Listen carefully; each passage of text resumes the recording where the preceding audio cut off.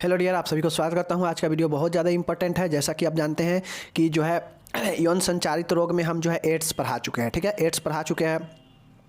एक क्वेश्चन आपसे क्या पूछेगा यौन संचारित रोग में, कहेगा कि यौन संचारित रोग क्या है, लिखे और इसकी सूची बनाइए और किसी एक रोग पर जो है चर्चा करें। ठीक है, अगर ऐसा पूछेगा तो एड्स, ज़्यादातर मामले में आप एड्स ही लिखिएगा, क्योंकि एड्स जो है सब लोगों को याद रहता है अच्छे से, उसके टोटल फंक्शन।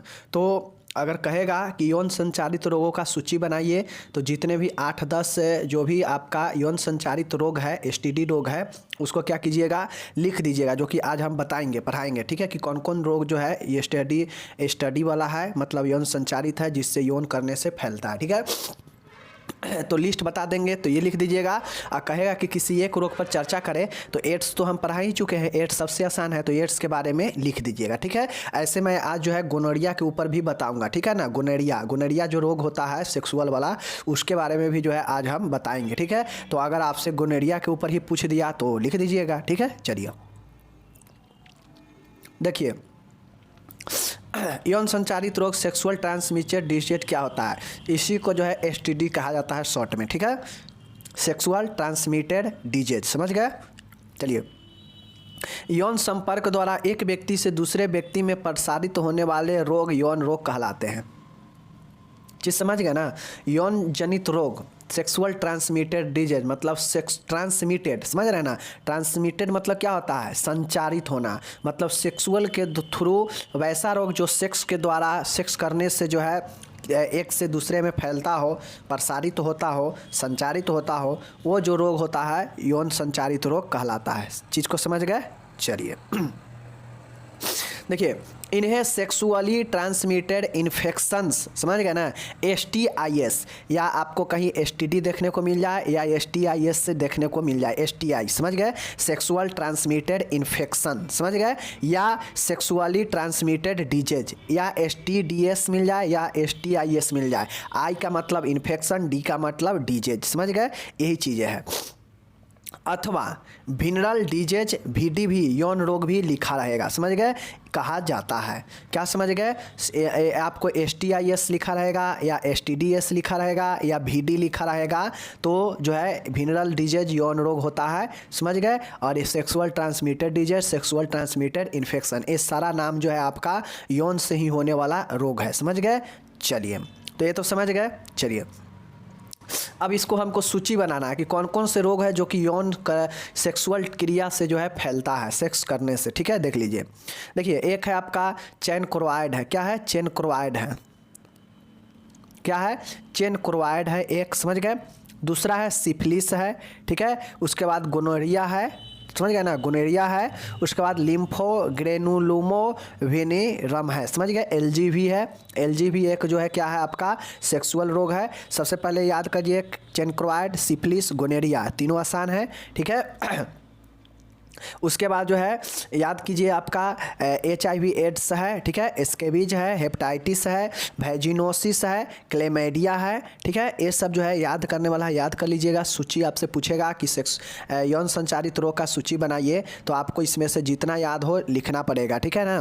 उसके बाद ग्रेनुलोमो इंज्यूनल, ठीक है ना, इनग्यूनल, या इसी को डोनोवैनोसिस कहते हैं। ठीक है ना, याद रखिए, वैगिनोसिस, वैजिनोसिस या डोनोवैनोसिस, डोनोवैनोसिस या वैजिनोसिस, समझ गए, याद रखिएगा। हेपेटाइटिस होता है, स्कैबीज होगा, ठीक है, HIV होता है, क्लेमेडिया होता है, और उसके बाद और है हर्पिस होता है, पेल्विक इन्फ्लामेटरी डिजीज PID होता है, वैजिनल ईस्ट होता है। तो ये सब जो है आपका यौन से फैलने वाला रोग है, इसको जो है याद करना आपको पड़ेगा। ठीक है, देख लीजिए, एक बार और देख लीजिए। जैसे चेनक्रोइड, कौन कौन रोग है, चेनक्रोइड है, सिफिलिस है, गोनोरिया है, लिम्फो ग्रेनुलोमो वेनेरियम है, समझ गया ना। LGV, सीधा LGV याद रखिए, लिम्फो ग्रेनुलोमो वेनेरियम, समझ गए। LGV, gonorrhoea, syphilis, chancroid. ठीक है, उसके बाद क्या है, एड्स है, स्कैबीज है, हेपेटाइटिस है, वैजिनोसिस है, क्लेमेडिया है, वैजिनल ईस्ट है, हर्पिस है, पेल्विक इन्फ्लामेटरी डिजीज है। ठीक है, याद रखिएगा। ओके, और एक है ग्रेनुलोमा इंग्यूनल या डोनोवैनोसिस, समझ गए।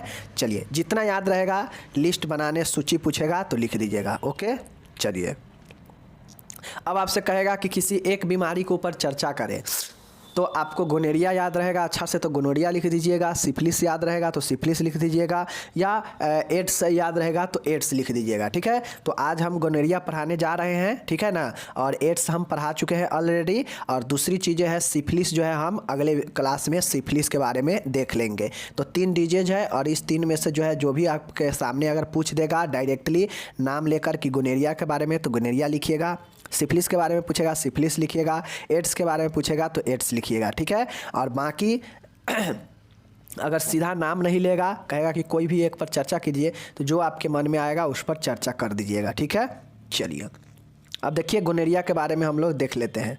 गोनोरिया होता क्या है, गोनोरिया जो है क्या होता है, देखिए यह एक यौन संचारित रोग है। अभी ऊपर देखें गोनोरिया क्या है, एसटीडी वाला रोग है, यौन संचारित रोग है, जिसमें जेनिटोरिनरी क्या है, जेनिटोरिनरी ट्रैक्ट में नीसेरिया गोनोरिया जीवाणु द्वारा संक्रमण हो जाता है। सबसे पहले याद रखिए, किसी को अगर गोनोरिया होता है ना तो सबसे पहले कहाँ पे इन्फेक्शन कहता है, मूत्र मार्ग में, गुद्दा में, एनल में और गले के संक्रमण, ये सब में जो है ये संक्रमण करता है। गोनोरिया जब किसी को होता है तो उसका जो मूत्र मार्ग है उसमें समस्या हो जाएगा, गुद्दा में, एनल में और ऊपर में जो आपका गला है उसमें जो है ये समस्या कर सकता है। ठीक है, गोनोरिया वाला पेशेंट को, तो इसीलिए कहा जाता है कि यह एक यौन संचारित रोग है जिसमें जो जेनिटोरिनरी ट्रैक्ट में नीसेरिया क्या है, नीसेरिया गोनोराई जीवाणु द्वारा संक्रमण हो जाता है।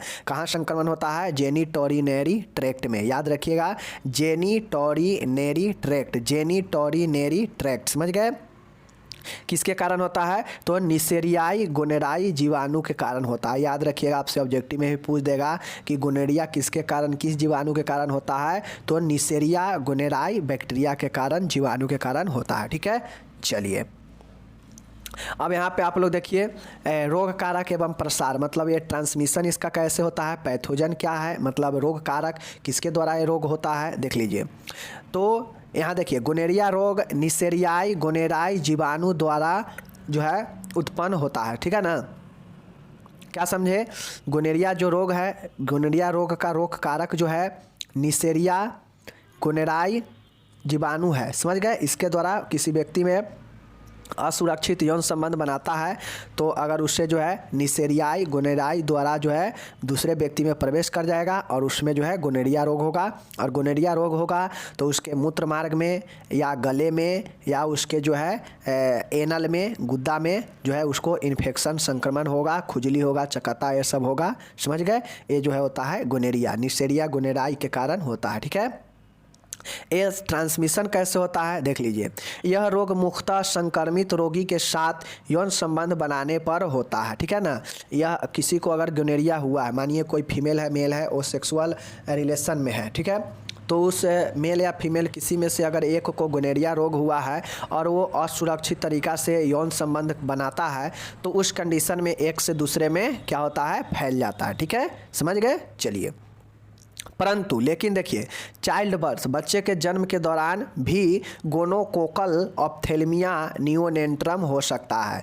बट देखिए ये मुख्यतः सेक्सुअल ट्रांसमिटेड डिजीज है, सेक्सुअल से फैलता है, लेकिन क्या होता है कि बच्चा जब जन्म लेता है तो उसके आँख को सबसे ज़्यादा प्रभावित करता है। बच्चा में भी, ये शिशु में भी हो सकता है जन्म के समय, ठीक है ना, वो होता है गोनोकोकल ऑप्थेल्मिया नियोनेंट्रम, मतलब जो बच्चा जन्म लेगा उसमें जो भी है एक गोनोरिया होता है और उसको जो है आँख के सबसे ज़्यादा प्रभावित करेगा। ठीक है ना, एडल्ट में कहा किसको प्रभावित करेगा, तो एडल्ट में उसके गले को प्रभावित करेगा, मूत्र मार्ग को प्रभावित करेगा, ठीक है, एनल गुद्दा को प्रभावित करेगा। ठीक है, लेकिन जब बच्चा में होगा, एकदम नवजात बच्चा में जो होगा तो उसके आँख को प्रभावित करेगा, गोनोकोकल ऑप्थेल्मिया नियोनेंट्रम होगा, आँख में प्रॉब्लम होगा। ठीक है ना, तो ये चीज़ें होता है गोनोरिया से। जैसे कोई माता है, माता किसी को अगर गोनोरिया हो गया है तो बच्चा जन्म लेगा तो हो सकता है उसमें जो है गोनोकोकल ऑप्थेल्मिया नियोनेंट्रम हो सकता है माता के कारण, समझ गए ना, चीज़ समझ गए। चलिए, होता किसके कारण है, नाइसेरिया गोनोरिया के कारण होता है, जीवाणु के कारण, समझ गए। चलिए, यह किस में होता है, यौन संक्रमण करने से फैलता है, बट ए चाइल्ड बर्थ मतलब बच्चे के जन्म के दौरान भी ये जो है हो सकता है गोनोकोकल ऑप्थेल्मिया नियोनेंट्रम, जो कि आँख को प्रभावित करता है बच्चा जब जन्म लेता है तो। समझ गए।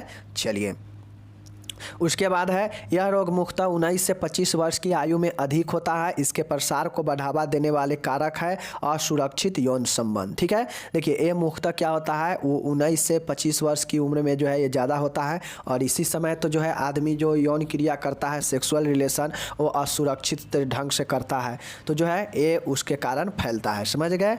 चलिए देखिए, एक से अधिक यौन संबंध या असुरक्षित अनप्रोटेक्टेड सेक्स करेगा, या मल्टीपल सेक्स पार्टनर मतलब एक से अधिक के साथ से यौन क्रिया करना, या प्रोस्टिट्यूशन मतलब वेश्यावृत्ति, ये सब जो है कारण बनता है व्यक्ति में फैलने का। समझ गए। तो समझ गए गोनोरिया रोग कैसे फैलता है, कैसे होगा, एक दूसरे में चीज़ को समझ गए ना। अगर बच्चा में होगा तो कैसे होगा, जन्म के समय होगा, माता से होगा उसको, ठीक है ना। क्या होता है, समझ गए ना, कि गोनोकोकल ऑप्थेल्मिया नियोनेंट्रम। समझ गए चीज़ को। चलिए अब इसका उद्भावन काल देख लीजिए, इनक्यूबेशन पीरियड। किसी को अगर गोनोरिया रोग होता है तो उसमें जब संक्रमण प्रवेश करता है तो कितने दिन के बाद जो है वो लक्षण दिखा देता है। तो इसका जो है संक्रमण प्रवेश करने से लेकर जो है 3 से 6 दिन तक जो है ये अपना रूप दिखा देता है, लक्षण दिखा देता है। तो इसका इनक्यूबेशन पीरियड कितना हो जाएगा, 3 से 6 दिन गोनोरिया का। ठीक है, ऑब्जेक्टिव में पूछता है इनक्यूबेशन पीरियड कि खसरा का क्या है, गोनोरिया का क्या है, सिफिलिस का क्या है। ठीक है, तो याद रखिए गोनोरिया का जो इनक्यूबेशन पीरियड होगा 3 से 6 दिन होगा। समझ गए चीज़ को। चलिए लक्षण देखिए, अगर किसी को गोनोरिया रोग होता है तो उसमें लक्षण क्या क्या दिखाई देगा, तो चलिए जो है हम लोग लक्षण देख लेते हैं। ठीक है, चलिए देखिए लक्षण, अगर किसी को गोनोरिया रोग होगा तो क्या होता है, पेशाब करते समय दर्द होगा। ठीक है, डायसूरिया होगा, मतलब जब वो पेशाब करेगा तो उसको जो है दर्द महसूस होगा, क्योंकि उसके मूत्र मार्ग में दिक्कत होता है, संक्रमण है। ठीक है, मूत्र मार्ग से मवाद जैसा स्राव आना, प्लूरल यूरेथ्रल डिस्चार्ज, उसको जो है पुरुलेंट क्या है, पुरुलेंट यूरेथ्रल डिस्चार्ज, उसके जो मूत्र मार्ग है वहाँ से मवाद जैसा वाइट जो है सिक्रेशन होगा। ठीक है ना, डिस्चार्ज होगा। जन्नांग पर ललीमा व सूजन होगा, जो जन्नांग है जो रेडनेस एंड स्वेलिंग और जेनिटल। समझ गए, जो जन्नांग है गुप्त जो अंग है होता है ना फीमेल मेल का, वहाँ पे हो सकता है ललीमा हो, सूजन हो, खुजलाहट हो, बार बार पेशाब जाने की इच्छा हो, फ्रीक्वेंसी ऑफ मिक्टूरिएशन। समझ गए।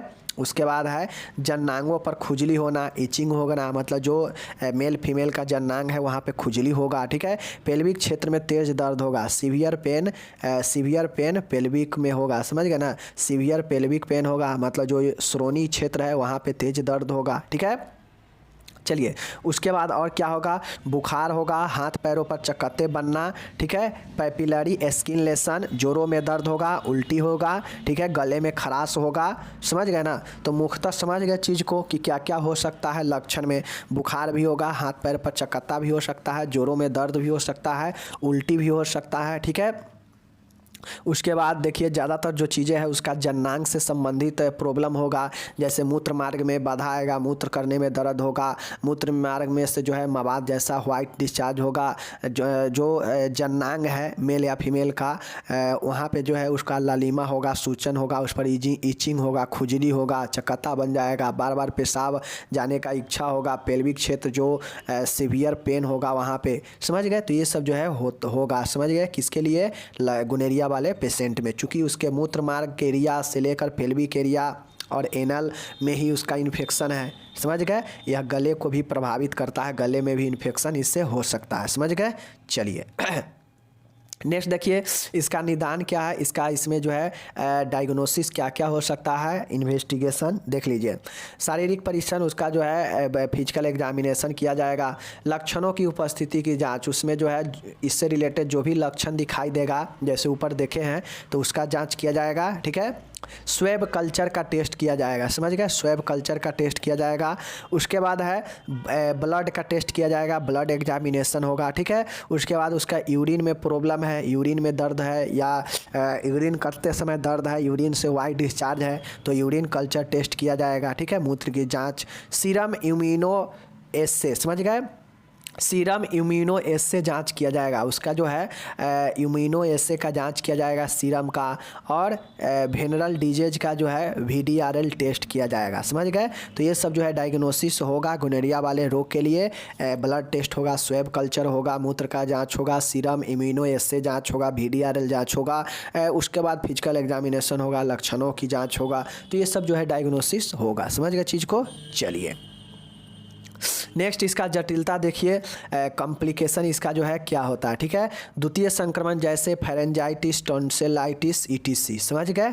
चलिए द्वितीय संक्रमण इससे क्या चीज़ हो सकता है, मैंने पहले ही बताया कि गले में भी जो है ये प्रॉब्लम देगा। तो फेरेंजाइटिस और टॉन्सिलाइटिस, समझ गए ना, मतलब टॉन्सिल में जो है संक्रमण हो सकता है। ठीक है ना, फेरेंजाइटिस मतलब उसका जो गला है वहाँ भी संक्रमण हो सकता है। समझ गए? तो ये सब जो है आपका द्वितीयक संक्रमण ये सब हो सकता है इससे। ओके, उसके बाद गोनोकोकल सेप्टेसेमिया, गोनोकोकल सेप्टेसेमिया होगा। बच्चा जन्मजात में जो बच्चा होता है उसमें अगर होगा तो गोनोकोकल ऑप्थेल्मिया होगा, तो बच्चा में होगा। ठीक है, गोनोकोकल सेप्टेसेमिया भी हो सकता है इससे। ओके, उसके बाद देखिए पॉलीआर्थरेलेजिया होगा, इनफर्टिलिटी होगा, ज्वाइंट डिस्ट्रक्शन होगा, गोनोकोकल कंजक्टिवाइटिस होगा। ठीक है, तो ये जो है आपका गोनेरिया रोग जो है आँख में भी जो है प्रॉब्लम करता है। इस चीज़ को समझ गए?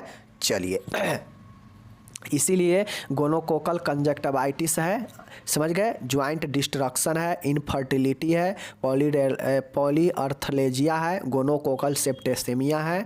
ओके, उसके बाद है द्वितीयक संक्रमण में फेरेंजाइटिस और टॉन्सिलाइटिस हो सकता है। तो ये सब याद रखिएगा। कॉम्प्लिकेशन में अगर गोनेरिया का जटिलता पूछ देगा कि गोनेरिया रोग का क्या क्या जटिलता है, तो tonsillitis, pharyngitis, gonococcal septicaemia, polyarthralgia, infertility, joint destruction, ठीक है, गोनोकोकल कंजक्टिवाइटिस। ओके, समझ गए चीज को? चलिए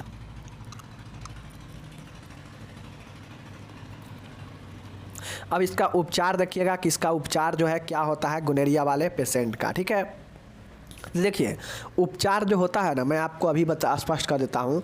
आपसे किसी भी बीमारी का उपचार पूछा जाएगा या लिखा जाएगा, लिखना पड़ेगा एग्जाम में, तो देखिए उससे संबंधित जो भी लक्षण होगा ना, उस लक्षण का भी जो है ट्रीटमेंट चलता है। तो उपचार में जो है संक्रमण है तो संक्रमण का दवा, दर्द का दवा, बुखार का दवा, ये सब का जो है लक्षण उपचार में लिखा जाता है। लक्षणों का भी जो है उपचार किया जाता है। समझ गए? चलिए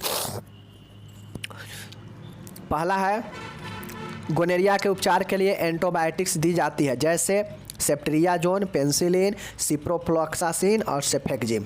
देखिए गोनेरिया के उपचार के लिए जो है सबसे पहला एंटीबायोटिक दवा दिया जाता है संक्रमण को मारने के लिए, कम करने के लिए, जैसे सेफ्ट्रियाजोन, पेनिसिलिन, सिप्रोफ्लॉक्सासिन और सेफेक्जिम। समझ गए? सेफेक्जिम ये सब जो है गोनेरिया रोग के लिए एंटीबायोटिक में दिया जाता है। ओके, समझ गए? चलिए, जो क्या करता है, खुजलाहट को, दर्द को, ये सब को जो है संक्रमण को कम करता है। ठीक है, दूसरा चीज़ें है, अगर बच्चा में जो है अगर गोनोकोकल ऑप्थेल्मिया नियोनेंट्रम होता है तो इसके उपचार के लिए 1% सिल्वर नाइट्रेट, AgNO3 या एरिथ्रोमाइसिन आई ड्रॉप का उपयोग किया जाता है। ठीक है, देखिए बच्चा में माँ के द्वारा फैलेगा गोनेरिया। ठीक है, तो बच्चा में अगर एक गोनेरिया होता है तो बच्चा को आँख को प्रभावित करता है, जिससे हम लोग क्या बोलते हैं, गोनोकोकल ऑप्थेल्मिया नियोनेंट्रम। समझ गए? तो इसके लिए जो है बच्चा को सिल्वर नाइट्रेट या एरिथ्रोमाइसिन आई ड्रॉप का उपयोग किया जाता है। ये भी जो है एंटीबायोटिक ही ड्रॉप होता है। समझ गए? एरिथ्रोमाइसिन, ठीक है, और सिल्वर नाइट्रेट, ये जो है आपको बच्चा में गोनेरिया ऑप्थेल्मिक को बचाने के लिए दिया जाता है। ठीक है, समझ गए? चलिए उसके बाद देखिए बुखार अगर पेशेंट को होता है, चूँकि ऊपर हम लोग लक्षण में देखे हैं कि बुखार भी होगा, तो बुखार के लिए एंटीपायरेटिक्स देंगे, एंटीपायरेटिक्स। दर्द होगा, ऊपर हम लोग देखे हैं कि दर्द भी होगा, जोड़ों में दर्द होगा या मूत्र मार्ग में दर्द होगा, तो उसके लिए एनाल्जेसिक दर्दरोधी दवा देते हैं। समझ गए? तो ये जो है आपका उपचार में होता है। समझ गए? बाकी रोकथाम के लिए जो है साफ सफाई, सुरक्षित यौन क्रिया, ये सब जो है रोकथाम में आप लिख सकते हैं। ठीक है, चलिए तो उपचार में यही होता है। चलिए उसके बाद नर्सिंग प्रबंध में देखिए, नर्सिंग प्रबंध, नर्सिंग मैनेजमेंट क्या क्या होगा। देखिए रोगी का नियमित शारीरिक तापमान नोट किया जाता है एवं TPR चार्ट बनाया जाता है। देखिए गोनेरिया रोग जो है व्यक्ति में जो है गीला रहने पर और शरीर के जिस मार्ग में ज़्यादा गर्म रहता है ना, वहाँ से ये प्रवेश कर जाता है, समझ गए, संक्रमण। तो इसलिए जो न ज़्यादा शरीर को गर्म रखना चाहिए और नहीं गीला रखना चाहिए, ठीक है। खासकर सेक्सुअल रिलेशन के टाइम में न ज़्यादा गर्म रखे माहौल को और न ही गीला ज़्यादा जो है चीज़ें को कपड़ा का या कुछ भी को गीला रखे, क्योंकि वहाँ से जो है ज़्यादा ये फैलता है, ठीक है।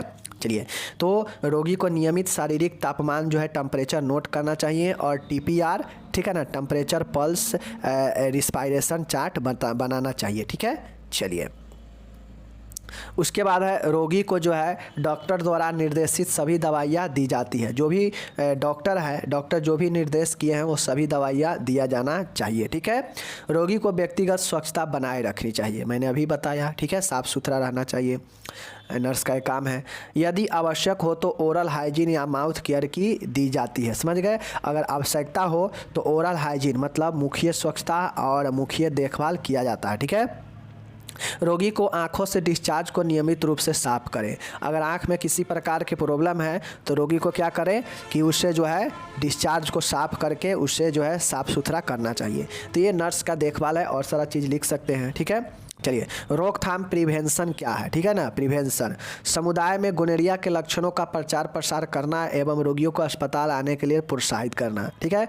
कम्युनिटी में जो भी ऐसे रोगी मिले जो गोनेरिया से पीड़ित है, उनके जो है लक्षण, गोनेरिया में जो लक्षण होते हैं उनका जो है प्रचार करके लोगों को बताए, प्रोत्साहित करें कि आइए हॉस्पिटल इसका इलाज कराइए, ठीक है। चलिए, रोकथाम में दूसरा है समुदाय में गोनेरिया के बारे में जागरूकता लाना चाहिए। समुदाय में जो है गोनेरिया के बारे में लोगों में जो है जागरूकता लाए कि गोनेरिया से क्या क्या होता है, ठीक है।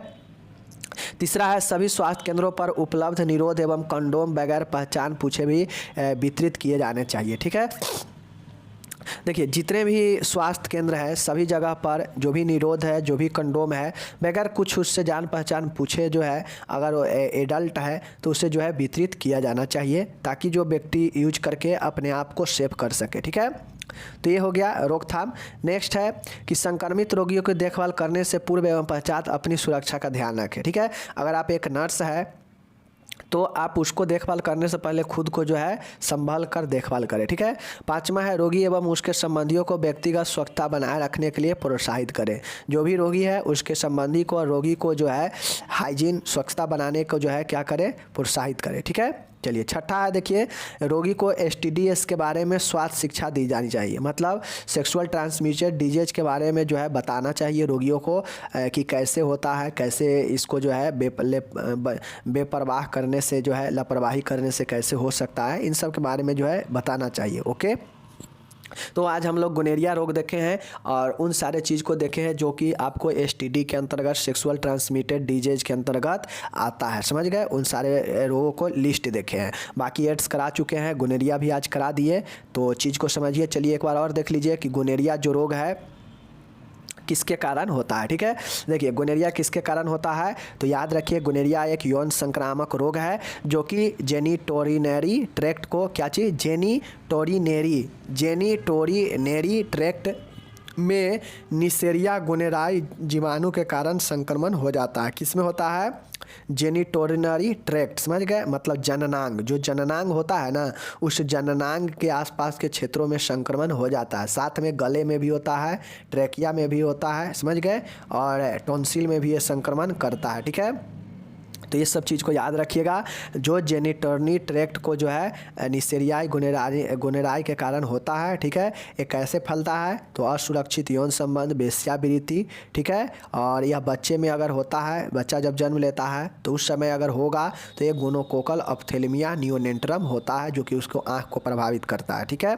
ये चीज़ें हैं। ये मुख्यतः 19 से 25 वर्ष एडल्ट में होता है, जो असुरक्षित यौन संबंध या एक से अधिक यौन संबंध या वेश्यावृत्ति में होता है। उद्भवन काल क्या है, तो 3 से 6 दिन के बीच जो है इसका लक्षण दिखाई देने लगता है, ठीक है।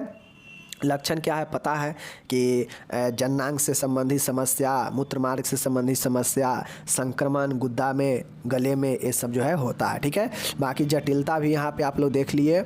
जटिलता क्या है, द्वितीय संक्रमण, pharyngitis, tonsillitis, gonococcal septicaemia, polyarthralgia, infertility, joint destruction, gonococcal conjunctivitis. Okay, ये सब आपको डिस्क्रिप्शन में भी लिखा हुआ मिल जाएगा, वहाँ से एक बार पढ़ लीजिएगा, PDF डाउनलोड कर लीजिएगा। मिलते हैं अगले वीडियो के साथ, तब तक जय हिंद, नमस्कार, टेक केयर, बाय बाय, धन्यवाद।